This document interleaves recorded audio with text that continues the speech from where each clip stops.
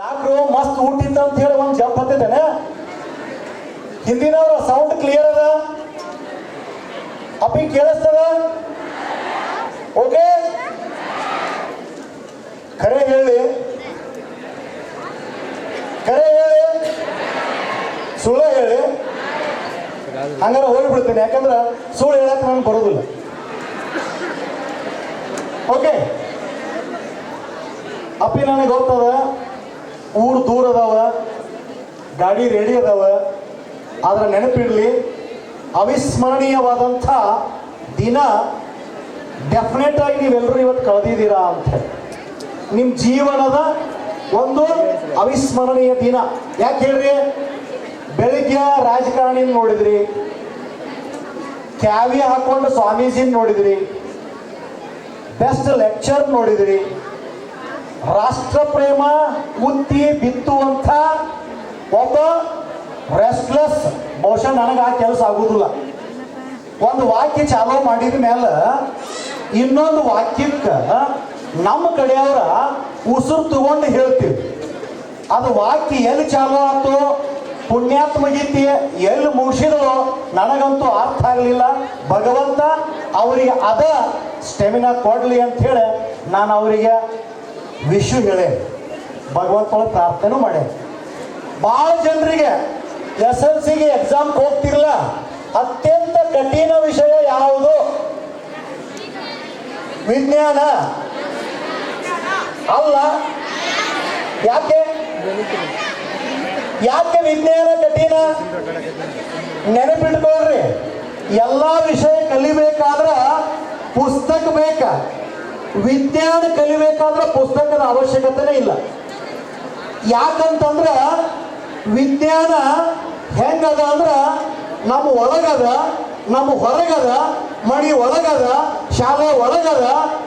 ದೋಸ್ತ, ನೀ ಜೇಬಿನಾಗ ಇಟ್ಕೊಂಡ ಪೆಂಡಿನಾಗಿಂದ ಇಂಕ ಕೆಳಗೆ ಹೆಂಗೆ ಬರ್ತಂತ ಇಟ್ಕೊಂಡ, ರೈತ ಬಿತ್ತಿದ ಬೀಜ ಹೆಂಗೆ ಮೊಳಕೆ ಹೊಡಿತದ ಅಂತ ತಿಳ್ಕೊಂಡ, ನಿಮ್ಮ ತಾಯಿ ಯಾವ ಅಡಿಗೆ ಹೆಂಗೆ ಮಾಡ್ತಾಳ ಅಂತ ತಿಳ್ಕೊಂಡ, ಕಾಲಾಗ ಚಪ್ಪಲಿ ಯಾಕ, ಕಣ್ಣಿಗೆ ಚಾವೀಸ್ ಯಾಕ, ಮಚ್ಚರ್ದಾನಿ ಹೆಂಗೆ ತಯಾರಾತು, ಬ್ರಷ್ ಎಲ್ಲಿಂದ ಬಂತು, ಪೇಸ್ಟ್ನಾಗ ಯಾವ ಕೆಮಿಕಲ್ಲ, ಉಪ್ಪಿನಕಾಯಿ ಎಷ್ಟು ತಿನ್ಬೇಕು, ಇದೆಲ್ಲವೂ ವಿಜ್ಞಾನ ವಿಜ್ಞಾನ ವಿಜ್ಞಾನ.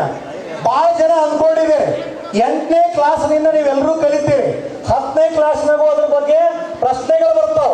ಏನಂತ ಹೇಳಿ, ವಾಟರ್ ಸೈಕಲ್, ಜಲಚಕ್ರ ಅಂತ ಹೇಳಿ. ಸುಮ್ಮನೆ ಊಟ ಮಾಡಿದ್ದೀರಿ, ಆ ಜಲಚಕ್ರ ಹೆಂಗಿರ್ತದ, ಎಲ್ಲಿಂದ ಬರ್ತದ? ನಾವು ಹೇಳ್ತೀವಿ, ಒಂದು ದೊಡ್ಡ ಡಯಾಗ್ರಾಮ್ ಹಾಕ್ತೀವಿ, ಅಲ್ಲಿ ಸೂರ್ಯ ಅದಾನ, ಅವನ ಶಕ್ತಿ ಇದ್ದದ್ದು ಭೂಮಿಗೆ ಬರ್ತದ, ಯಾವ್ಯಾವ ರೂಪದೊಳಗೆ ಬರ್ತದ, ನೀರು ಆವಿ ಆಗ್ತದ, ಮೋಡ ಆಗ್ತದ, ಮಳೆ ಆಗ್ತದ, ಮತ್ತೆ ನೀರಿನ ಸೋರ್ಸಿಗೆ ನೀರು ಬರ್ತದ ಅಂತ ಹೇಳಿ. ಆದ್ರೆ ವಿಜ್ಞಾನವನ್ನು ಕೂಡ ಎಷ್ಟು ಆಕರ್ಷಣೀಯವಾಗಿ ಮತ್ತು ಎಷ್ಟು ಸುಲಭವಾಗಿ ಕಲಿಬೇಕು, ಕಲೀಲಿಕ್ಕೆ ಸಾಧ್ಯದ ಅನ್ನಕ ಒಂದು ಎಕ್ಸಾಂಪಲ್ ತಗೊಂಡ್ಬಿಡ್ರಿ. ನೀರೆಲ್ಲಿರ್ತದ? ನೀರಿನ ಆಕಾರ ಯಾವುದು? ಸಾಗರ, ಸಮುದ್ರಗಳು, ಹೌದಾ? ಸಾಗರದ ನೀರು ಕಾದು ಆವಿಯಾಗಿ ಮೇಲೆ ತಂಪಾಗಿ ಚಲಿಸುವುದು ಮೋಡವಾಗಿ, ಭಾರವಾಗಿ ಬೀಳುವುದು ಮಳೆಯಾಗಿ, ಮತ್ತೆ ಸಾಗರವ ಸೇರುವುದು ನದಿಯಾಗಿ, ಮತ್ತೆ ಸಾಗರವ ಸೇರುವುದು ನದಿಯಾಗಿ. 2 ಅಂಕ ಗಳಿಸ್ಬೋದು. ಯಾವುದೋ ಸಿನಿಮಾ ಹಾಡು ನೆನಪಿಡುವ ಬದಲಾಗಿ ಸಾಗರದಿಂದ ಆರಂಭ ಮಾಡಿ ಸಾಗರಕ್ಕೆ ನೀರು ಹೆಂಗೆ ಬಂತು ಅಂತ ಹೇಳಿ ಹಾಡಿನ ಮೂಲಕ ವಿವರಣೆ ಕೊಟ್ರೆ 2 ಅಂಕ. ಇನ್ನು ಸುರೇಶ್ ಕುಲಕರ್ಣಿ ಅವರು ಒಂದು ಜಾದೂ ಮಾಡ್ತಿದ್ರು. ನಾವು ಮೊದಲು ಆ ಜಾದೂಗಾರ ನೋಡಿ ಬಾಯಿ ಬಿಡ್ತಿದ್ವಿ. ಏನದು? ಭಾಳ ಜನ ವಿಜ್ಞಾನ ಚಿತ್ರ ಬಿಡಿಸ್ತೇವೆ, ಆದ್ರೆ ಟೈಮ್ ಭಾಳ ತಗೋತು. ಮೊದಲು ಪ್ರಶ್ನೆ ಪತ್ರಿಕೆ ಒಳಗೆ ಆ ಪ್ರಶ್ನೆಗೆ ಉತ್ತರ ಬರಿಬೇಕಾದಾಗ ಅಂದವಾದ ಅಂತ ಶಬ್ದ ಬಳಸ್ತಿದ್ರು. ಡ್ರಾಯಿಂಗ್ ಪರೀಕ್ಷೆ ಬರೆಯುವಂತಾಗ ಮಾರ್ಕ್ಸು ಅಲ್ಲಿ ಬೇರೆ ಬೇರೆ ಆಯಾಮದಾಗ ಕೊಡ್ತಾರೆ.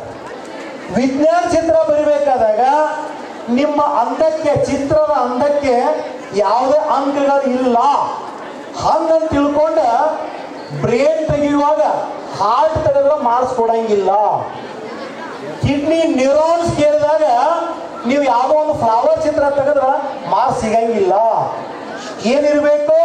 ಆ ಚಿತ್ರ ಸಿಂಪಲ್ ಇರಬೇಕು. ಯಾವ ಭಾಗ ಗುರುತಿಸಂತ ಹೇಳ್ಯಾರ ಅದೇ ಭಾಗ ಗುರುತಿಸ್ಬೇಕು. ಈಗ ಉದಾಹರಣೆಗಾಗಿ ಒಂದು ಫ್ಲವರ್ ಇದು ನಂದಲ್ಲ, ನಾ ಭಾಳ ಕಡೆ ಭಾಳಷ್ಟು ಜನರದ್ದು ಏನೇನೋ ಕದ್ಕೊಂಡು ಬಂದಿದ್ದೀನಿ, ಅವು ಯಾವ ನನ್ನ ಒಳಗೆ ಉಳಿದವ ಅದನ್ನ ಇಲ್ಲಿ ತರ್ತೇನೆ ಅಷ್ಟೆ. ಈಗ ಒಂದು ಮಾದರಿ ಹೂವಿನ ಚಿತ್ರ ಬಿಡಿಸ್ಬೇಕಂತ ಬಂದಾಗ ಯೂಶ್ವಲಿ ನಾವು ಏನು ಮಾಡ್ತೀವಿ, ಹೂವಿನ ಚಿತ್ರ ಹೆಂಗೆಂಗೋ ಮಾಡಿ ಬಿಡಿಸ್ತಾ ಹೋಗ್ತಿರ್ತೀವಿ. ಆದ್ರೆ ಯೂಶ್ವಲಿ ಎರಡೂ ಕೈಗಳನ್ನು ಬಳಸಿ ಆ ಚಿತ್ರ ಹೆಂಗೆ ಬಿಡಿಸ್ಬಹುದು ಅಂತ ಹೇಳಿ ಸುಲಭವಾಗಿ ನಾವು ನೋಡ್ಬೋದು. ಒಂದು ಮಾದರಿ ಹೂವಿನ ಚಿತ್ರ ಈ ತರ ಬಂದ್ಬಿಡ್ತದೆ. ಪುಟಾಣಿ ನೆನಪಿಡ್ಕೊಳ್ರಿ, ನೀವು ಭಾಳ ಜನ ಏನ್ ಮಾಡ್ತೀರಿ ಅಂದ್ರೆ ಕ್ಲಾಸ್ ರೂಮ್ನೊಳಗೆ ಮೊದಲಿದ್ದು ನಮ್ಗೆ ಪ್ರೊಜೆಕ್ಟರ್ OHP ಅದು ಇದ್ದು, ಈಗ ಏನೂ ಇಲ್ರಿ, ಎಲ್ಲ PPTಗಳು ಬಂದಾವ, ಭಾಳ ಫಾಸ್ಟ್ ಆಗಿದೆ ಟೆಕ್ನಾಲಜಿ. ಈಗ ನೋಡ್ರಿ ಎಷ್ಟು ಈಸಿ ಅದ ಅಂತಂದ್ರೆ ಅವು ಯಾವ ಭಾಗಗಳನ್ನು ಕೇಳ್ತಾನ ಅಂತ ಹೇಳಿ ಅಷ್ಟು ನೆನಪಿಟ್ಕೊಂಡ್ಬಿಟ್ರೆ ಸಾಕು, ಈಸಿಯಾಗಿ ನಾವು ಅಂಕಗಳನ್ನು ಗಳಿಸ್ಲಿಕ್ಕೆ ಸಾಧ್ಯ.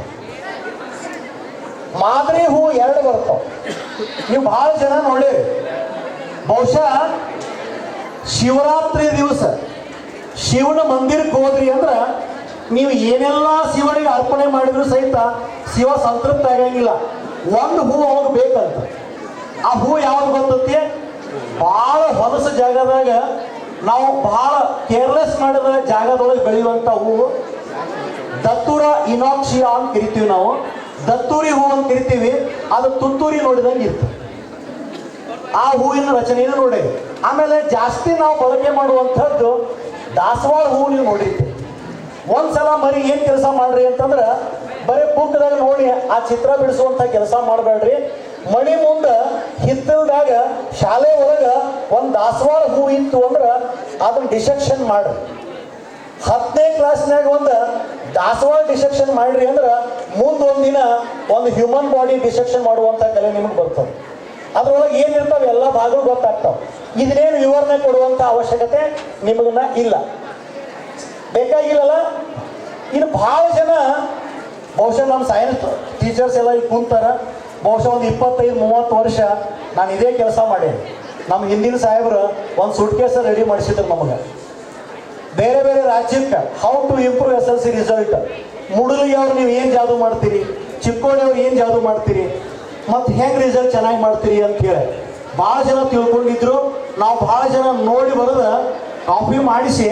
ಕಾಪಿ ಮಾಡಿ ನಂಬರ್ ಬರ್ತೀವಿ ಅಂತ ಹೇಳಿ.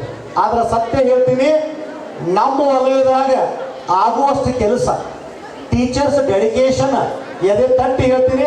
ರಾಜ್ಯದ ಯಾವ ಜಿಲ್ಲೆ ಒಳಗೂ ಇಂಥ ಡೆಡಿಕೇಟಿವ್ ಟೀಚರ್ಸ್ ಇಲ್ಲ.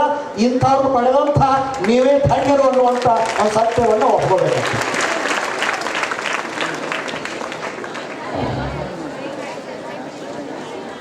ಇಲ್ಲಿ SLC ರಿಸಲ್ಟ್ ಬಂದಾಗ ಸ್ಟಾಫ್ ರೂಮ್ನೊಳಗ ಬಹಳ ಜೋರ್ ಮುಖ ಹಾಕೊಂಡ ಎಲ್ಲರೂ ಸಂಭ್ರಮದಿಂದ ಇರುವಾಗ ನಾನು ಔಟ್ ಅಷ್ಟಾದು ಇಷ್ಟಾದು ಅಂತ ಹೇಳಿ ಖುಷಿ ಪಡುವಾಗ ಮೌನಕ್ಕೆ ಜಾರೆ ಮೌನ ಯೋಗಿಗಳಾಗುವಂಥ ಅವಕಾಶ ವಿಜ್ಞಾನ ಶಿಕ್ಷಕರಿಗೆ ಇರ್ತದೆ.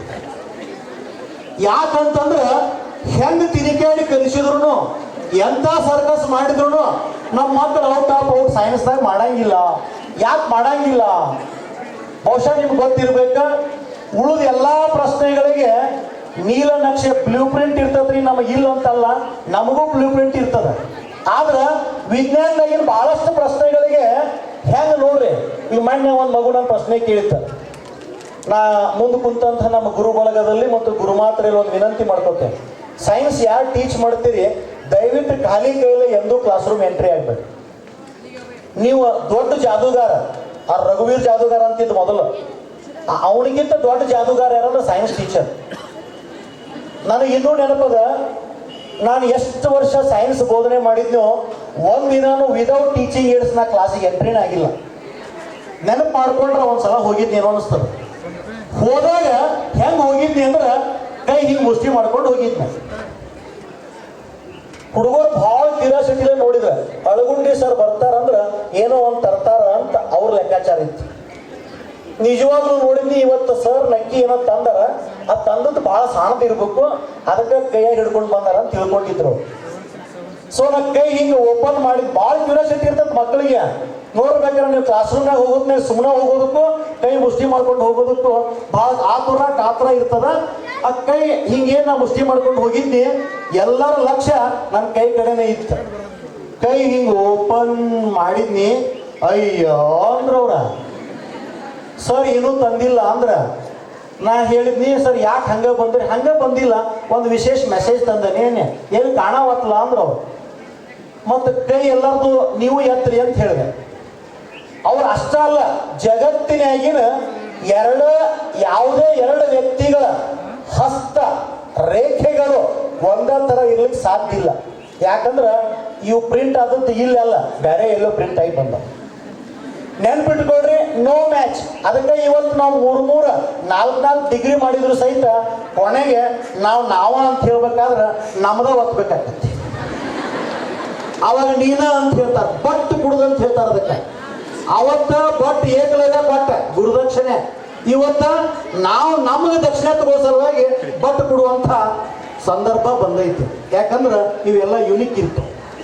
ಸೈನ್ಸ್ನಾಗ ಒಂದು ಮಾತು ಬರ್ತದ, no two things are identical in all respect in this world. ಜಗತ್ತಿನ ಯಾವುದೇ ಎರಡು ವಸ್ತುಗಳು ಸರ್ವ ರೀತಿಯಲ್ಲೂ ಅವು ಸಮನಾಗಿಲ್ಲ ಅನ್ನುವಂಥದ್ದು, ಅದು ವೈವಿಧ್ಯತೆ. ಹಂಗಂದ್ರೆ ಕೈಗರಿಗಳು ಯಾಕೆ ಚೇಂಜ್ ಇರ್ತಾವ? ಸ್ವಲ್ಪ ನೆನಪು ಮಾಡ್ಕೊಂಡ್ಬಿಡ್ರಿ.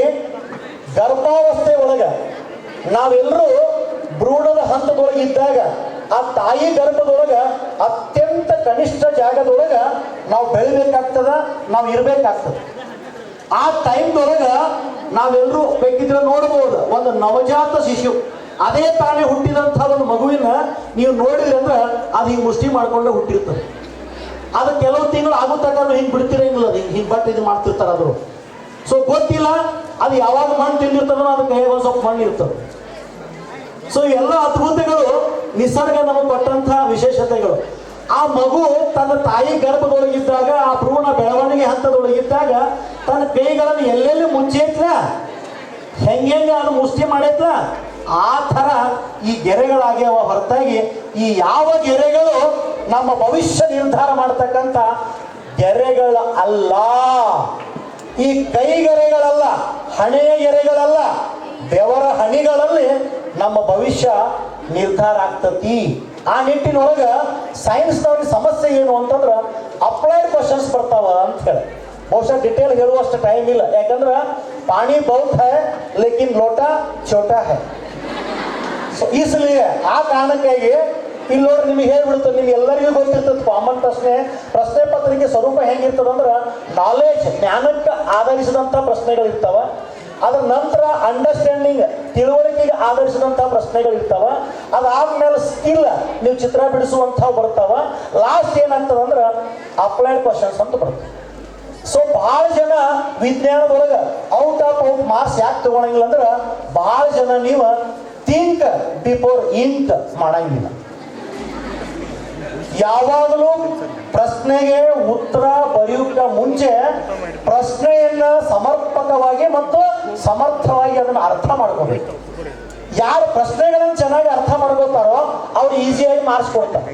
ನನಗೆ ಈಗ ಹೇಳ್ರಿ, ಎಷ್ಟು ಜನ ಎಷ್ಟೆಷ್ಟು ಡಿಗ್ರಿ ತಗೊಂಡಿರ್ತೀರಿ ನೀವೆಲ್ಲರೂ? ಭಾಳ ಜನ ಈ ಪಂಪ್ ನೋಡ್ರಿ, ಸೈಕಲ್ ಪಂಪ್. ಆ ಸೈಕಲ್ ಪಂಪ್ದಾಗ ಎಷ್ಟು ಹವಾ ಇರ್ತದಪ್ಪ. 1000 ಒಂದು 100 ಸೈಕಲ್ ಹಾಕಿರೂ ಮಗದ ಇಷ್ಟ ಕೊಳವಿ ಇರ್ತತಿ. ಎಷ್ಟು ಸೈಕಲ್ ಹವಾ ಕೊಡ್ತತ್ತಲ್ಲ, ಅಷ್ಟು ಹವಾ ಅದಕ್ಕೆ ಎಲ್ಲಿಂದ ಬರ್ತತಿ? ಭಾಳ ಮಂದಿ ಹೌದಲ್ಲ ಅಷ್ಟು ಹವಾ ಅದಕ್ಕೆ ಎಲ್ಲಿಂದ ಬಂತು ಅಂತ ಹೇಳಿ ಬೇಕಾದಂಥ ಲೇಟೆಸ್ಟ್ ಪಂಪ್ ತಗೋರಿ. ಆ ಪಂಪಿಗೆ ಒಂದು ಹೋಲ್ ಇರ್ತದ ನೋಡಿ ದೋಸ್ತ. ಪಂಪ್ ಮಾಡೋ ಕೆಲಸ ಏನು ಗೊತ್ತತಿ?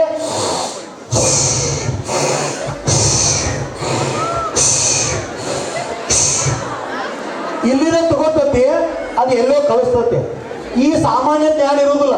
ಒಬ್ಬ ಹುಡುಗ ಏನ್ ಮಾಡಿರ್ತಾನೋ, ಬಾರೋ ಸ್ಕೂಲಿಗೆ ಅವಸರ ಆಗತ್ತೆ ಅಂತ ಹೇಳಿ ಪಂಪ್ ಹಿಡ್ಕೊಂಡು ಕೂತಿರ್ತಾನೋ, ಇವು ತೆಳಗ್ ತೆಲಿಯಕ್ಕೆ ಹಂಗ ಹವಾ ಹೊಡಿತಾನೋ. ಸ್ವಲ್ಪ ಆದ್ಮೇಲೆ ಪಂಪ್ ಕೈ ಬಿಡ್ತಾನ, ಯಾಕಂದ್ರೆ ಸುಡಾಕೈತು ಅಂತ ಹೇಳಿ.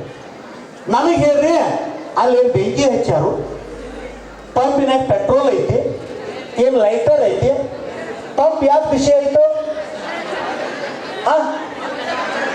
ಅದೇ ಸೈನ್ಸ್. ಪಂಪ್ ಯಾಕೆ ಬಿಸಿ ಆಯಿತು ಅಂತಂದ್ರೆ ನೋಡ್ರಿ, ಪಂಪಿನೊಳಗೆ ಮ್ಯಾಲ ಒಂದು ವೈಸರ್ ಇರ್ತದೆ, ಗೊತ್ತದ? ಆ ವೈಸರ್ ಕೆಳಕ್ಕ ಮೇಲಕ್ಕ ಚಲಿಸ್ತದ.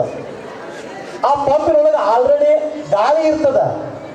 ಯಾವಾಗ ಪಂಪ್ ಕೆಳಕ್ಕ ಮೇಲಕ್ಕ ಚಲಿಸ್ತದನೋ ಆ ಗಾಳಿ ಹೊರಗೆ ಬರೋದು ಹೊರಗೆ ಹೋಗೋದು ಮಾಡ್ತದನ, ಅಲ್ಲಿ ಇರ್ತಕ್ಕಂಥ ಗಾಳಿಯ ಅಣುಗಳ ಕಣಗಳ ಮಧ್ಯೆ ಚಲನೆ ಉಂಟಾಗ್ತತಿ.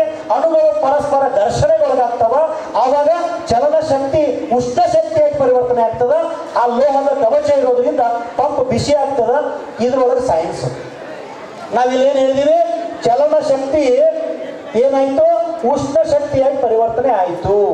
ನಿಮ್ಗೆ ಸತ್ಯ ಗೊತ್ತಿರ್ತದ, ಶಕ್ತಿಯ ಸೃಷ್ಟಿ ಮತ್ತು ಲಯಗಳು ಸಾಧ್ಯವೇ ಇಲ್ಲ, ಶಕ್ತಿಯ ರೂಪಾಂತರ ಮಾತ್ರ ಸಾಧ್ಯ. ಶಕ್ತಿ ನಿತ್ಯತೆಯ ನಿಯಮ. Energy neither be created not be destroyed, but we can change its forms ಅಂತ ಹೇಳಿ. ಜೊತೆಗೆ ಎರಡನೇ ನಿಯಮ ಅಂತ ಬರ್ತದೆ, ಶಕ್ತಿ ಪರಿವರ್ತನೆಗೆ ಮುಂಚೆ ಮತ್ತು ಪರಿವರ್ತನೆಯ ನಂತರ ಅದರ ಮೊತ್ತ ಯಾವಾಗಲೂ ಸ್ಥಿರವಾಗಿರ್ತದ ಅಂತ ಹೇಳಿ. ಈಗ ಭಾಳ ಜನ ನಾವು ಹೇಳ್ತಿರ್ತೀವಿ, ಅಯ್ಯೋ ಅಲ್ಲಿ ತನಕ ಹೋಗಿ ಪೆಟ್ರೋಲ್ ಎಲ್ಲ ವೇಸ್ಟ್ ಆತು ಅಂತ ಹೇಳಿ, ಇಷ್ಟೊಂದು ತನಕ ಒಲಿ ಉರಿಸಿನೇ ಗಟ್ಟಿಗೆಲ್ಲ ವೇಸ್ಟ್ ಆದವು ಅಂತ ಹೇಳಿ. ಜಗತ್ತಿನೊಳಗೆ ಈವರೆಗೆ ಈ ಸತ್ಯ ಯಾರು ತಿಳ್ಕೊಂಡಾರ ಅವ್ರು ಉಳಿದು ಯಾವುದೂ ನಂಬಂಗಿಲ್ಲ. ಶಕ್ತಿಯ ಸೃಷ್ಟಿ ಮಾಡೋಕ್ಕೂ ಯಾರಿಂದಲೂ ಸಾಧ್ಯ ಆಗಿಲ್ಲ, ಅದನ್ನ ಲಯ ಮಾಡೋಕ್ಕೂ ಯಾರಿಂದ ಸಾಧ್ಯ ಆಗಿಲ್ಲ. ಆದ್ರೆ ನಾವೆಲ್ಲರೂ ಮಾಡ್ತಾ ಇರೋದು ಏನಂದ್ರೆ, ಯಾವುದೋ ಒಂದು ರೂಪದಾಗಿರ್ತಕ್ಕಂಥ ಶಕ್ತಿಯನ್ನ ಇನ್ನೊಂದು ರೂಪಕ್ಕೆ ಪರಿವರ್ತಿಸುವಂಥ ಕೆಲಸ ಮಾತ್ರ ನಮ್ಮಿಂದ ಸಾಧ್ಯದ ಅನ್ನುವಂಥದ್ದು. ಈಗ ಗಿರ್ನಿಗೆ ಹೋಗ್ತೀರಿ, ಕಾಳು ತಗೊಂಡ ಹಿಟ್ಟು ತರ್ಬೇಕಂತ ಹೇಳಿ ಹೋಗುವಾಗ ಡಬ್ಬಿ ಇಟ್ಕೊಂಡು ಹಾಡು ಹೇಳ್ಕೊಂಡು ಅಥವಾ ಮೊಬೈಲ್ ಆನ್ ಮಾಡ್ಕೊಂಡು ಹೋಗಿರ್ತೀರಿ. ಹೊಳೆ ಬರಬೇಕಾದಾಗ ಆ ಡಬ್ಬಿ ಇಲ್ಲಿ ಇರಂಗಿಲ್ಲ. ಅದು ಇದ್ರೂ ಭಾಳ ಹೊತ್ತಾನೆ ಇಟ್ಕೊಳಂಗಿಲ್ಲ ನೀವು, ಯಾಕಂದ್ರೆ ಡಬ್ಬಿ ಸುಡ್ತಿರ್ತದೆ. ಹಂಗಾರೆ ಗಿರ್ನ್ಯಾಗ ಆ ಚಕ್ಕಿ ಒಳಗೆ ಏನು ಬೆಂಕಿ ಹಚ್ತಾರೋ ಅಲ್ಲಿ ಏನಾಗ್ತದೆ, ಮತ್ತೆ ಒಂದ್ಸಲ ಏನಾಗ್ತದೆ ಅಂತಂದ್ರೆ ಇಲ್ಲಿ ಇರ್ತಕ್ಕಂಥ ಆ ಏನು ಕಲ್ಲುಗಳು ಚಲನೆ ಮಾಡ್ತಾವ, ಆ ಚಲನ ಶಕ್ತಿ ಮತ್ತೆ ಉಷ್ಣ ಶಕ್ತಿಯಾಗಿ ಪರಿವರ್ತನೆ. ಸೊ ಇಂಥ ಸಣ್ಣ ಪ್ರಶ್ನೆಗಳು ಅವು ಏನಾಗ್ತಾವ ನಿಮಗೆ, ಅಪ್ಪ ಔಟ್ ಆಫ್ ಸಿಲೆಬಸ್. ಆಮೇಲೆ ಈಗ ನೋಡ್ರಿ, ಏರೋಪ್ಲೇನ್ ಹಾರ್ತದ. ಏರೋಪ್ಲೇನ್ ಯಾಕೆ ಹಾರ್ತದ ಸರ್? ಅದು ಹಾರುವಂಗೆ ಮಾಡಿರ್ತಾರೋ ಅದಕ್ಕೆ ಹಾರ್ತದ. ಅದು ಹಾರುವಂಗೆ ಹೆಂಗೆ ಮಾಡ್ಯಾರೋ ಸರ್? ದೇವ್ರನ್ರಿ, ನಾ ಅದನ್ನು ಮಾಡಿಲ್ಲ ಅಂತ. ಇವು ಯಾವ ನಮಗೆ ಬೇಡ. ಯಾವುದು ಒಂದು ಸಾಧನ ಅದ, ಆ ಸಾಧನದ ಕೆಲಸದ ಹಿಂದೆ, ಅದರ ಕಾರ್ಯದ ಹಿಂದೆ ಒಂದು ತತ್ವ ಇರ್ತದೆ, ಪ್ರಿನ್ಸಿಪಲ್ ಇರ್ತದೆ, ಒಂದು ವರ್ಕಿಂಗ್ ಪ್ರಿನ್ಸಿಪಲ್ ಇರ್ತದೆ. ನಿಮ್ಗೆ ಸತ್ಯ ಗೊತ್ತಾಗಬೇಕಂದ್ರೆ ಸೈನ್ಸ್ ಸುಲಭ ಆಗ್ತದೆ ನಿಮಗೆ. ಇವತ್ತು ಯಾವೆಲ್ಲ ಡಿವೈಸಸ್ ಬಂದವ, ಏನೆಲ್ಲ ತಾಂತ್ರಿಕ ಸಾಧನಗಳು ಬಂದವ, ಇದಕ್ಕಿಂತ ಮುಂಚೆ ವಿಜ್ಞಾನ ಬರ್ತದೆ. ಯಾಕಂದ್ರೆ ಸೈನ್ಸ್ ಆ್ಯಂಡ್ ಟೆಕ್ನಾಲಜಿ ಎಂದೂ ಅಗಲಿ ಇರಲಾರದ ಅತ್ಯಂತ ಆತ್ಮೀಯ ಜೀವಶ್ಯ ಕಂಠಶ್ಯ ಗೆಳೆಯರು ಯಾರು ಅಂದ್ರೆ ಸೈನ್ಸ್ ಆ್ಯಂಡ್ ಟೆಕ್ನಾಲಜಿ. ಮೊದಲು ಸೈನ್ಸ್ ಪ್ರಿನ್ಸಿಪಲ್ ಅರ್ಥ ಆಗ್ಬೇಕು, ಆಮೇಲೆ ನಾವು ಅದನ್ನ ಕಾರ್ಯರೂಪಕ್ಕೆ ತಂದಾಗ ಅದು ಟೆಕ್ನಾಲಜಿಯಾಗಿ ಪರಿವರ್ತನೆ ಆಗ್ತದೆ. ಒಂದು ಬಲೂನ್ ತಗೋರಿ, ಆ ಬಲೂನ್ದಾಗ ಗಾಳಿ ಹಾಕಿ ಸುಮ್ಮನೆ ಹಿಡ್ಕೊಂಡ್ಬಿಡ್ರಿ, ಪುಸ್ತಕ ಮ್ಯಾಲೆ ಹೋಗ್ತದೆ. ಭಾಳ ಹವಾ ಹಾಕಿದ್ರಿ ಭಾಳ ಎತ್ತರಕ್ಕೆ ಹೋಗ್ತದೆ, ಕಡಿಮೆ ಹವಾ ಹಾಕಿದ್ರಿ ಇಲ್ಲ ತುಮಕತ್ತ ಬೀಳ್ತದೆ. ಇದ್ರ ಹಿಂದೆ ರಾಕೆಟ್ ತತ್ವ ಐತಿ ಅಂತ ನಾವು ಎಂದು ವಿಚಾರ ಮಾಡಿರಿ. ನ್ಯೂಟನ್ ಚಲನೆಯ ಮೂರನೇ ನಿಯಮ ಹೇಳ್ಬೇಕಾದಾಗ ಮತ್ತೆ ನಾವು ಪುಸ್ತಕ ಓದೇ ಹೇಳ್ತೇವೆ. ಪುಸ್ತಕದಾಗಿನಕ್ಕಿಂತ ಹೆಚ್ಚು ಸೈನ್ಸ್ ನಿತ್ಯ ಜೀವನದೊಳಗದ, ಪ್ರತಿ ಹಂತದೊಳಗದ. ಮತ್ತು ಇದನ್ನ ನಮ್ಮ ಹಿಂದಿನಿಂದ ಪ್ರಾಚೀನರು ಭಾಳ ಸಮರ್ಪಕವಾಗಿ ಅದನ್ನು ಬಳಸ್ಕೊಂಡಿದ್ರು. ಆದ್ರೆ ಅದಕ್ಕೆ ವಿಜ್ಞಾನ ಅಂತ ಹೇಳಿಲ್ಲ ಅವರು. ಡಾಕ್ಟರ್ ಸರ್ಜನ್ ನಾಗಲೋತಿಮಠ್ ಅಂತ ಹೇಳಿ ಒಬ್ಬ ದೊಡ್ಡ ವೈದ್ಯ ವಿಜ್ಞಾನಿ, ಬಹುಶಃ ನಿಮ್ಗೆ ಗೊತ್ತಿರಬೇಕು, ಭಾಳ ದೊಡ್ಡ ಕ್ರಾಂತಿಯನ್ನು ವಿಜ್ಞಾನ ಕ್ಷೇತ್ರದೊಳಗೆ ಮಾಡಿದಂಥ ಒಬ್ಬ ಪುಣ್ಯಾತ್ಮ ಅವರು. ಅವ್ರ ಒಡನಾಟ ನನಗೆ ಸಿಕ್ತು. ಅನೇಕ ಸಂದರ್ಭದೊಳಗೆ ರಾಜ್ಯ ರಾಷ್ಟ್ರ ಮಟ್ಟದ ವಿಜ್ಞಾನ ವಸ್ತು ಪ್ರದರ್ಶನದೊಳಗೆ ಅವರು ಭೇಟಿಯಾಗುವಂಥ ಅವಕಾಶ ಸಿಕ್ತು. ಅವ್ರು ಪದೇ ಪದೇ ಒಂದು ಮಾತನ್ನ ಹೇಳ್ತಾ ಇದ್ರು. ಏನು ಅಂತಂದ್ರೆ, ನೀವು ಹೇಳ್ಬಿಡ್ತೇವೆ ನೋಡ್ರಿ, ಈ ಕಡೆ ನಮ್ಮ ಉತ್ತರ ಕರ್ನಾಟಕದವರಿಗೆ ಭಾಳ ಕ್ಯಾನ್ಸರ್ ಬರ್ತದ ಅಂತ ಹೇಳಿ ನಾವು ಎಲ್ಲರೂ ತಿಳ್ಕೊಂಡ್ಬಿಡ್ರಿ. ನೀವು ಸರ್ ಇದೇ ಸಿಲೆಬಸ್ದಾಗ ಬರ್ತದೆ ಅನ್ನಕ್ಕೆ ಹೋಗ್ಬಿಡ್ರಿ. ಕ್ಯಾನ್ಸರ್ ಯಾಕೆ ಆಗ್ತತಿ ಅಂತ ಕೂಡಲೇ ಅವ್ರು ಹೇಳೇ ಬಿಡ್ತಿದ್ರು ಸ್ಟಾರ್ಟಿಂಗ್ದಾಗ, ದೋಸ್ತ ಕ್ಯಾನ್ಸರ್ ಮೀನ್ಸ್ ಅವ್ರ ಭಾಷೆದೊಳಗೆ ಕ್ಯಾನ್ಸಲ್ ಅಂತಿರೋರು. ಕ್ಯಾನ್ಸರ್ ಆದ್ರೆ ಕ್ಯಾನ್ಸಲ್ ಅಂತ ಭಾಳ ಜನರಿಗೆ ಗೊತ್ತಿಲ್ಲ. ಅದಕ್ಕೆ ಕನ್ನಡದೊಳಗೆ ಯಾವ ರೋಗ ಅಂತ ಕರೀತಾರೆ ಗೊತ್ತೈತಿ? ಅರ್ಬುದ ಅಂತ ಕರೀತಾರೆ. ದೇಹದ ಯಾವುದೇ ಭಾಗಕ್ಕೆ ಕ್ಯಾನ್ಸರ್ ಆಗ್ಬೋದು. ಕ್ಯಾನ್ಸರ್ ಬೇರೆ ಏನೂ ಅಲ್ಲ, ಅನ್ಕಂಟ್ರೋಲ್ಡ್ ಸೆಲ್ ಡಿವಿಷನ್.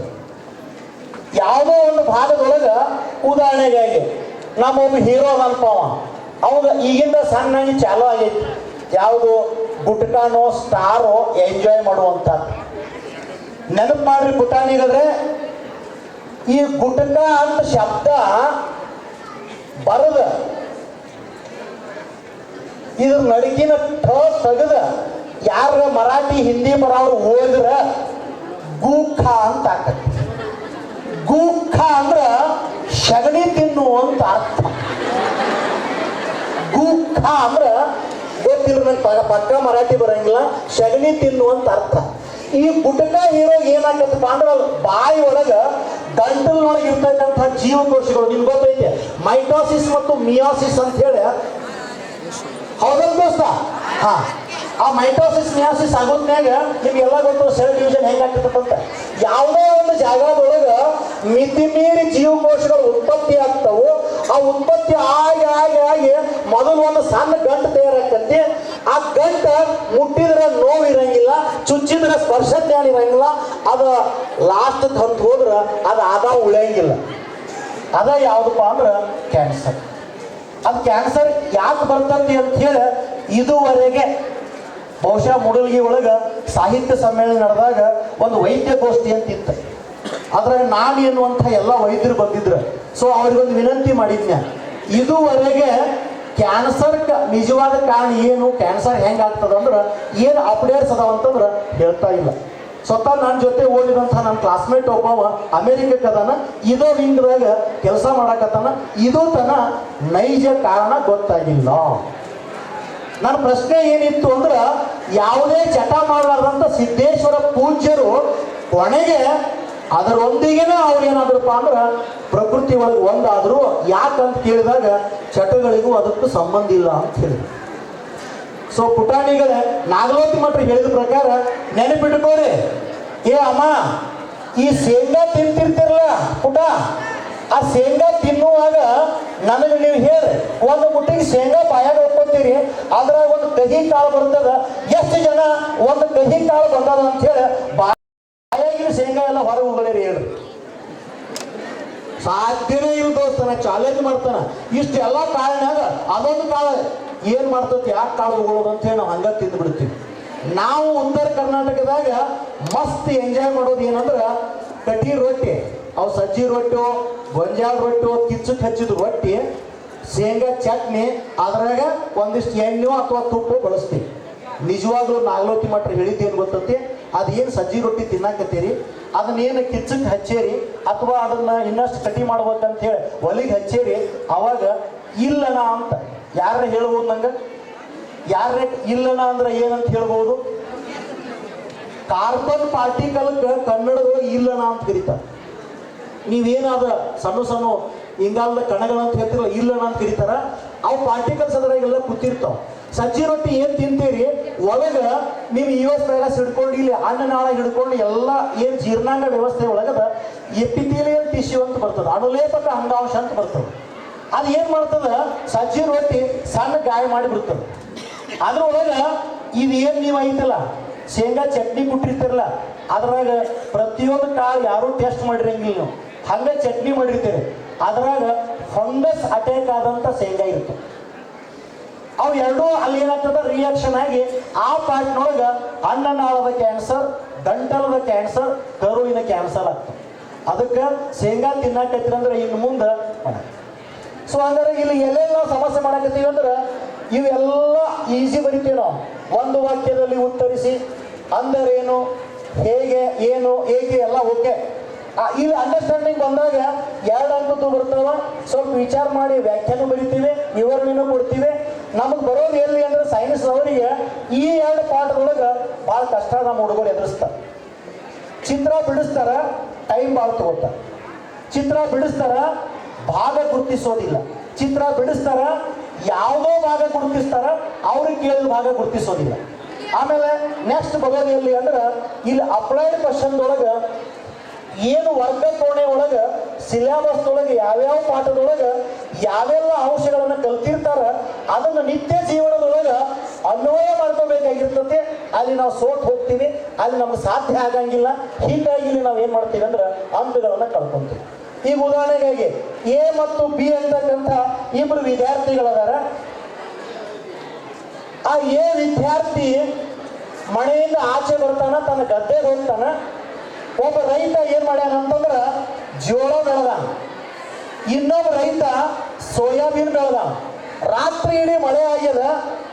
ಈ ವಿದ್ಯಾರ್ಥಿ ಹೊರಗೆ ಬಂದು ನೋಡ್ತಾನ, ಗಾಳಿ ಬೀಸದ. ಅಲ್ಲಿ ಜೋಳ ಬೆಳೆದಂಥ ಏನು ಹೊಲ ಅದ, ಆ ಹೊಲದಾಗಿನ ಜೋಳ ಎಲ್ಲ ಸಾಷ್ಟಾಂಗ ನಮಸ್ಕಾರ ಹಾಕಿರ್ತದ.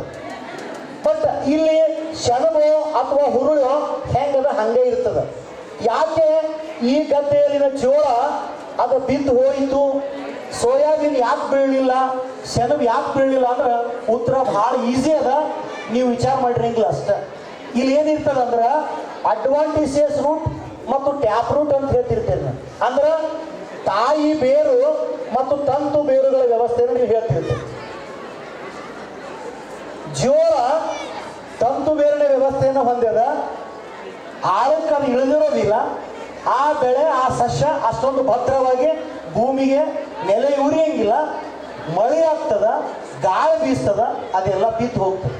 ಆದ್ರೆ ಈ ಕಡೆ ಏನು ನೋಡಕತ್ತೀರಿ, ಈ ಬೆಳೆ ಯಾಕೆ ಬಿದ್ದು ಹೋಗಿಲ್ಲ ಅಂದ್ರೆ ಅದು ತಾಯಿ ಬೇರನ್ನ ಹೊಂದ್ಯದ. ಉದಾಹರಣೆಗಾಗಿ ನೀವು ಈಸಿಯಾಗಿ ನೆನಪಿಟ್ಕೋಬೇಕಾದಂಥ ತಾಯಿ ಬೇರು ಸಾಸಿವೆ ಗಿಡ ಇಂಥವೆಲ್ಲ ನೋಡತ್ತೀರಿ ನೋಡಿ. ಆಲ್ಮೋಸ್ಟ್ ಆಲ್ ಇವೆಲ್ಲ ಆಳವಾಗಿ ಬೇರು ಬಿಟ್ಟಿರ್ತಾವ, ಗಟ್ಟಿಯಾದ ಬೇರು ಬಿಟ್ಟಿರ್ತಾವ, ಅವು ಬಿದ್ದು ಹೋಗಂಗಿಲ್ಲ ಅನ್ನುವಂಥ.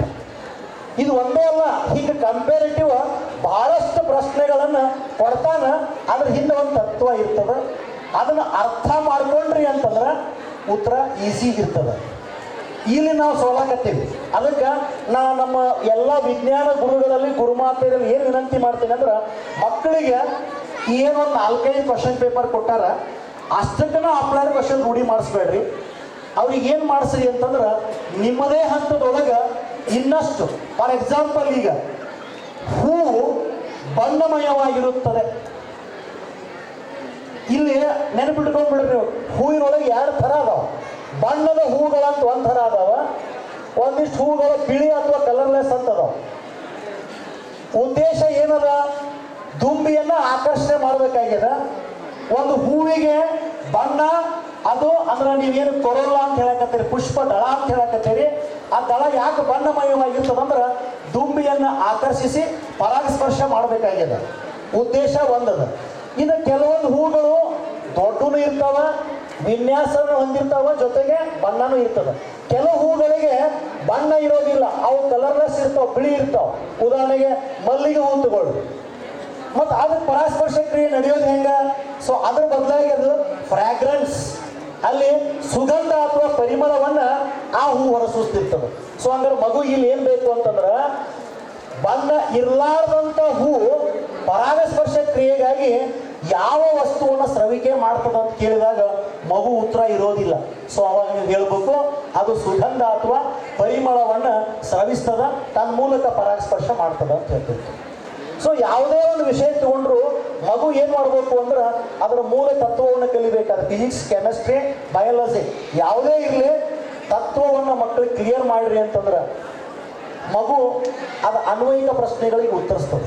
ಆಮೇಲೆ ಈ ಸಲ ಕೂಡ ಏನಾಗ್ಯದಪ್ಪ ಅನ್ನೋ ನಿಮ್ಗೆ ಗೊತ್ತಿರಬೇಕು, ಇಡೀ ರಾಜ್ಯದ ಎಲ್ಲ ಪ್ರಶ್ನೆ ಪತ್ರಿಕೆಗಳನ್ನು ಎ.ವಿ. ಕಟ್ಟಿ ಅಂತಕ್ಕಂಥ ಒಬ್ಬ ಮನುಷ್ಯ ಸೆಟ್ ಮಾಡ್ತಿದ್ರು. ಫೈನಲ್ ಅವರ ಮಾಡ್ತಿದ್ರು. ಅವ್ರು ನಮ್ಮನ್ನ ಕಾರ್ಯಾಗಾರ ಕಳಿತಿದ್ರಿ. ನಿಮಗೆ ಹೆಂಗೆ ನಾವು ಪ್ರಶ್ನೆ ಕೊಡ್ತೀವಲ್ಲ ಹಂಗೆ ನಾವು ಎಲ್ಲ ಸರ್ಗಳಿಗೆ ಪ್ರಶ್ನೆ ಹಾಕ್ತಿದ್ರು. ಒಂದು 100 ಪ್ರಶ್ನೆ ಕೊಟ್ಟಾಗ 10 ಪ್ರಶ್ನೆಗಳನ್ನು ಮಾತ್ರ ಆಯ್ಕೆ ಮಾಡ್ಕೊತಿದ್ರು. ನಾ ಅವ್ರನ್ನ ಕೇಳ್ತಿದ್ದೆ, ಈ ಪ್ರಶ್ನೆಗಳು ನಮಗೂ ಮಕ್ಕಳಿಗೂ ಅಂತ ಹೇಳಿ. ಇಲ್ಲಿ ಸರ ನಿಮಗೆ ಬಂದ್ರೆ ಮಕ್ಕಳಿಗೆ ನೀವು ಕಳಿಸ್ತೀರಿ ಅಂತ ಹೇಳಿ. ಅಂದ್ರೆ ಏನಾಗ್ತಿದ್ದು ರೀ, ಅಲ್ಲೊಂದು ಮಾಫಿಯಾ ಇತ್ತು. ಯಾವ್ದು ಮಾಫಿಯಾ ಅಂತಂದ್ರೆ, ಬೆಂಗಳೂರಿನೊಳಗೆ ಏನು ಟ್ಯುಟೋರಿಯಲ್ಸ್ ಇದ್ದು ಆ ಟ್ಯುಟೋರಿಯಲ್ಸ್ದವರೆಲ್ಲ ಈ ಅಪ್ಲೈಡ್ ಕ್ವಶನ್ಸ್ ಏನು ಹೇಳ್ತಿದ್ರಲ್ಲ ಅವ ಅಲ್ಲಿ ಬರ್ತಿದ್ವು. ನಮ್ಮ ಮಕ್ಕಳಿಗೆ ಯಾರಿಗೂ ಇವ ಅರ್ಥ ಆಗ್ತಿದ್ದಿಲ್ಲ. ಸೊ ಹಿಂಗೆ ಈ ಭಾಗದವ್ರು ಏನು ಮಾಡ್ತಿದ್ರು, ಅವ್ರು ತಗೊಂತಿದ್ರು, ಇವ್ರು ಒದ್ದಾಡ್ತಿದ್ರು. ಅದಕ್ಕೆ ನಾ ಕೇಳ್ತಿದ್ದೆ, ಏನು ಉತ್ತರದವರು ಸರಿ ಅದಾರ ಉತ್ತರದವ್ರು ಏನು ಮಾಡೋದ್ರಿ, ಪಾಠ ಮಾಡೋದು, ಉತ್ತರದವರು ಪರೀಕ್ಷೆ ನಡೆಸೋದು, ದಕ್ಷಿಣದವರು ಪುಸ್ತಕ ಬರೆಯೋದು, ದಕ್ಷಿಣದವರು ಪ್ರಶ್ನೆ ಪತ್ರಿಕೆ ತೆಗೆಯೋದು. ಸೊ ಇದಕ್ಕಾಗಿ ಅವ್ರು ಏನು ಮಾಡಿದ್ರು ನನಗೆ ಚಾಲೆಂಜ್ ಅಂತಂದ್ರೆ, ನೀವು ಬರ್ರಿ, ನೀವು ಕ್ವಶನ್ ಪೇಪರ್ ಸೆಟ್ ಮಾಡ್ರಿ ಅಂತಂದ್ರೆ. ಆ ಕಾರಣಕ್ಕೆ ನಿಮಗೆ ಹೇಳಕತ್ತೀನಿ ಪುಟಾಣಿಗಳ, ಭಾಳ ದೊಡ್ಡದೇನಿಲ್ಲ, ಈ 2 ಸೆಕ್ಷನ್ ಹೆಚ್ಚು ಒತ್ತು ನೀವು ಕೊಟ್ರಿ ಅಂತಂದ್ರೆ ಪ್ರಶ್ನೆಗಳೆಲ್ಲ ಭಾಳ ಸುಲಭ ಇರ್ತಾವೆ. ಮತ್ತೆ ಹೇಳಕತ್ತೀನಿ, ಈ ಸಲ ಇನ್ನೂ ಈಸಿ ಮಾಡ್ಯಾರ, ನೀಲನಕ್ಷೆ ಬ್ಲೂ ಪ್ರಿಂಟ್ ಎಲ್ಲರಿಗೂ ಸಿಕ್ಕದ. So according to blue print ನಿಮ್ಮ ಮಕ್ಕಳಿಗೆ ಎಲ್ಲ ರೀತಿ ಒಳಗೆ ಅಧ್ಯಾಯಗಳನ್ನು ಅವನ್ನೇನು ಮಾಡ್ರಿ ಅಂಕವಾರು, ಮತ್ತೆ ಈ 4 ಸೆಕ್ಷನ್ ವೈಸ್. ಇದ್ರ ಜೊತೆಗೆ ಇನ್ನೂ ಇರ್ತದೆ easy questions, average questions, difficult questions ಅಂತ ಇರ್ತಾವ. ಆ ಜೀನಿಯಸ್ ಮಕ್ಕಳಿಗೆ ಸ್ವಲ್ಪ ಏನು ಮಾಡ್ರಿ, ಈ ಸೆಕ್ಷನ್ದೊಳಗೆ ಹೆಚ್ಚು ವರ್ಕ್ ಮಾಡ್ಲಿಕ್ಕೆ ಹೇಳ್ರಿ. ನೆನಪಿಡ್ರಿ, ವಿಜ್ಞಾನದಂಥ ಸುಲಭ ಯಾವ ವಿಷಯನೂ ಇಲ್ಲ. ಯಾಕಂತಂದ್ರೆ ಅರ್ಥ ಮಾಡ್ಕೊಳ್ಳೋದು ಫಿಸಿಕ್ಸ್ ಕಷ್ಟ ಆಗ್ತದೆ. ಅದಕ್ಕೆ ನಾವು ಚೇಷ್ಟೆ ಮಾಡ್ತಿರ್ತೀವಿ ಸರ್, ಏನಂತೇಳಿ, physics is powerful, chemistry is colourful, mathematics is meaningful ಅಂತೇಳಿ, ಆಮೇಲೆ ಬಯಾಲಜಿ ಈಸ್ ಬ್ಯೂಟಿಫುಲ್ ಅಂತೇಳಿ. ಸೊ ಇವೆಲ್ಲ ಓಕೆ, ಆದ್ರೆ ಅರ್ಥ ಮಾಡ್ಕೊಂಡಾಗ ಎಲ್ಲ ಓಕೆ ಆಗ್ತಾವ. ಅದಕ್ಕೆ ಪುಟಾಣಿಗಳೇ ಭಾಳ ಜನ ಹೇಳ್ತಿರ್ತೀರಿ ಮೆಡಿಕಲ್ ಸೈಡ್ ಹೋಗ್ತೀವಿ ಅಂತ ಹೇಳಿ. ಮೆಡಿಕಲ್ ಸೈಡ್ ಹೋಗೋದ್ರೆ ನನಗೀಗ ಭಾಳ ಜನ PUC ಇಂದ ಕಾಲ್ ಮಾಡೋದು ಏನಂದ್ರೆ, ಸರ್ ಬಯೋ ಭಾಳ ಟಫ್ ಆಗ್ತದ ಅಂತ. ಹಂಗೆ ನೋಡಿದ್ರೆ ಬಯೋ ಭಾಳ ಈಸಿ. ಯಾಕೆ ಹೇಳ್ರಿ, ಸ್ವಲ್ಪ ಪಾರಿಭಾಷಿಕ ಪದಗಳು ಬರ್ತಾವೆ ಅದ್ರಾಗ. ಅದಕ್ಕೆ ನಮ್ಮ ಎಲ್ಲ ಅಧ್ಯಾಪಕ ಮಿತ್ರರಲ್ಲಿ ನಾ ಏನು ವಿನಂತಿ ಮಾಡ್ತೀನಿ ಅಂತಂದ್ರೆ, ಮಕ್ಕಳಿಗೆ ವಿಷಯ ಹೇಳೋಕ್ಕಿಂತ ಮೊದಲು ಟೈಟಲ್ ಕ್ಲಿಯರ್ ಮಾಡಿರಿ ಅಂದ್ರೆ, ಶೀರ್ಷಿಕೆಗಳನ್ನು ನೀವು ಭಾಳ ಕ್ಲಿಯರ್ ಮಾಡಿರಿ ಅಂದ್ರೆ ಅರ್ಥ ಶೀರ್ಷಿಕೆ ಒಳಗೆ ಇರ್ತದೆ. ಅದನ್ನ ಕ್ಲಿಯರ್ ಮಾಡಲಾರ್ದ ಒಳಗಿನ ನೀವು ಒಂದು ವಾರ ಹೇಳಿದ್ರು ಮಕ್ಕಳಿಗೆ ಮನದಟ್ಟಾಗಂಗಿಲ್ಲ. ಸೊ ಆ ಒಂದೊಂದು ವರ್ಡ್ ಕ್ಲಿಯರ್ ಆಗಿ ಮಕ್ಕಳಿಗೆ ಬಿಡಿಸಿ ಹೇಳ್ರಿ. ಮತ್ತು ಸಿಲೆಬಸ್ ಬಟ್ ಮಾಡಕ್ಕೆ ಹೋಗ್ಬೇಡ್ರಿ, ಯಾಕಂದ್ರೆ ಎಲ್ಲರಿಗೂ ಕಾಮನ್ ಇರ್ತದೆ. ಹಳ್ಳಿ ಮಕ್ಕಳಿಗೆ ಮತ್ತು ಸಿಟಿ ಮಕ್ಕಳಿಗೆ ಭಾಳ ಡಿಫ್ರೆನ್ಸ್ ಅದ ಅಂತ ಹೇಳಿ ಹೊರಗಾಗೂ ಹೋಗ್ಬೇಡ್ರಿ. ನಾವು ಗ್ರಾಮೀಣ ಭಾಗದಾಗ ಇರ್ತಕ್ಕಂಥ ಮಕ್ಕಳು ಅಪ್ಪಿಗೌಡ್ರೆ ನೆನಪಿಟ್ಕೊಳ್ರಿ, ಎವ್ರಿ ಡೇ 4 ತಾಸು ನಮಗೆ ಬೋನಸ್ ಸಿಗ್ತದೆ. ಸಿಟಿ ಮಕ್ಕಳಿಗೆ ಕಂಪೇರ್ ಮಾಡ್ರಿ. ಯಾಕಂದ್ರೆ ಅವ್ರ ಮನೆ ಬಿಟ್ಟು ಶಾಲೆಗೆ ಹೋಗ್ಬೇಕಾದ್ರೂ ಬೆಳಿಗ್ಗೆ 2 ತಾಸು, ಸಾಯಂಕಾಲ 2 ತಾಸು ಟ್ರಾವೆಲಿಂಗ್ದಾಗೆ ಕಳೀತಾರೆ. ನಿಮಗೆ ಓದಾಕ 4 ತಾಸು ಬೋನಸ್ ಸಿಗ್ತದೆ. ಅದು ಬೋನಸ್ ಅಂತ ತಿಳ್ಕೊಂಡು ಅಧ್ಯಯನ ಮಾಡ್ರಿ. ಹಂಗೆ ನೋಡಿದ್ರೆ ವಿಜ್ಞಾನ ಭಾಳ ಸುಲಭ ಅದ. ಅದು ಕಷ್ಟ ಅಂತ ತಿಳ್ಕೊಂಡ್ರಿ ಅಂದ್ರೆ ಜೀವನದಾಗ ಅದ ಗೂಡಿನೊಳಗೆ ಒದ್ದಾಡಿ ಹೋಗ್ಬೇಕಾಗ್ತದ. ಆ ನಿಟ್ಟಿನೊಳಗೆ all the best, God bless you. ಮತ್ತೆ ಹೇಳಿದ್ದೀನಿ, ಪಾನಿ ಬಹುತ್ ಹೈ ಲೇಕಿನ್ ಲೋಟ ಚೋಟ ಹೈ. ಬಹುಶಃ ನಾಂದಿಗೂ ಅವಕಾಶ ಕೊಟ್ಟರು, ಮಂಗಳಕ್ಕೂ ಅವಕಾಶ ಕೊಟ್ಟರು. ಈ ಕಾರ್ಯ ಮಂಗಳಕರವಾಗಿ ಮುಗಿಲಿ, ನಿಮ್ಮೆಲ್ಲರ ಭವಿಷ್ಯ ಉತ್ತಮ ಆಗಲಿ. ಮುಂದೊಂದು ದಿನ ಈ ದಿನ ನೆನಪಿಗೆ ಬರುವಂತಹ ದಿನ ಆಗಲಿ. All the best, God bless you.